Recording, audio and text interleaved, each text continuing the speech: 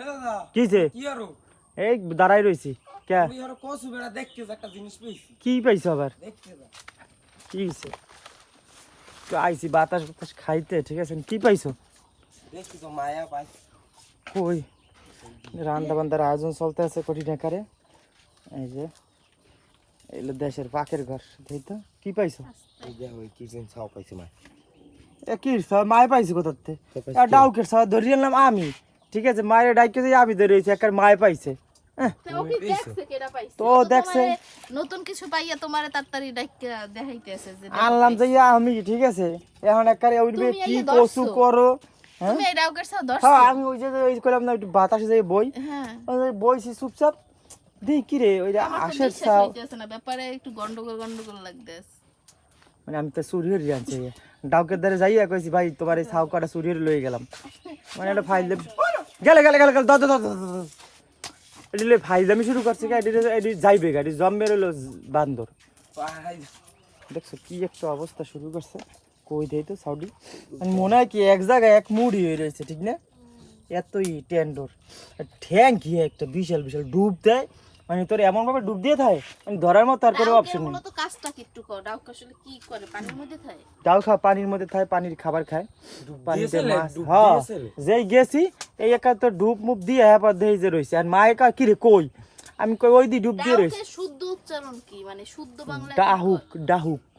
ও এই ডাহুক আসলে পানির মধ্যে বাসা বাঁধে পানির মধ্যে বলতে ওই যে কসুরি পানা আছে না এই কসুরি পানার মধ্যে বাসা বাঁধে ও বাবা হের মধ্যে ওরা থাকে হাঁসের মতো কিছুটা কি হাঁসের মতো না মুরগের মতো মানে কিছুটা মানে মুরগির মতো দেখতে কিন্তু স্বভাব চরিত্র হাঁসের মতো রাইট না হাঁসের মতো এটা মুরগির মতো সব হচ্ছে কিন্তু পানি তো ওরা ডুব দিয়া হ্যাঁ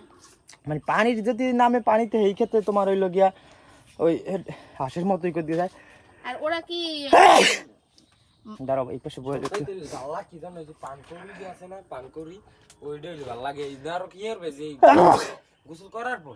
মানে এমন কায়দা খাড়াই থাকতো বুঝলেন কি রোড খাড়াই রয়েছে সোজরি একদম তাই এখন আমরা রান্না বান্নার কাজে অনেক ব্যস্ত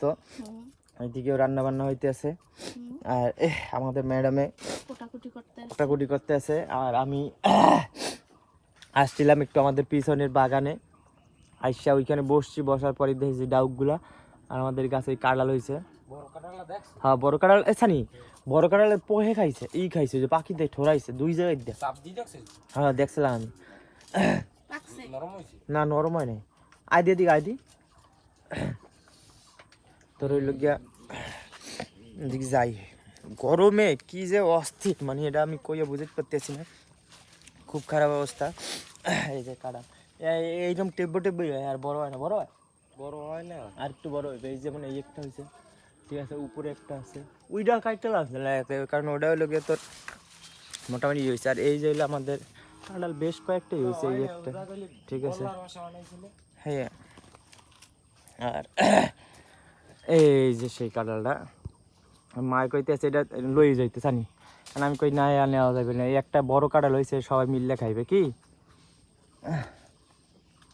এই যে ধরছি এলো ওই এই কোলাতে দেখি আমি বই রয়েছি ওই জায়গায় ঠিক আছে কিন্তু বড় ডাউকটা ধরতে গেছিলাম কিছুখানির মধ্যে পারলাম না বড়টাও আসলে হ্যাঁ তো পারলাম না ঠিক আছে হ্যাঁ আইতেছি তো আমাদের ডাকাটা করতেছে আজকে এই পর্যন্তই থাকলো আল্লাহ হাফেজ আবার দেখা হইবে না একটা ভিডিওতে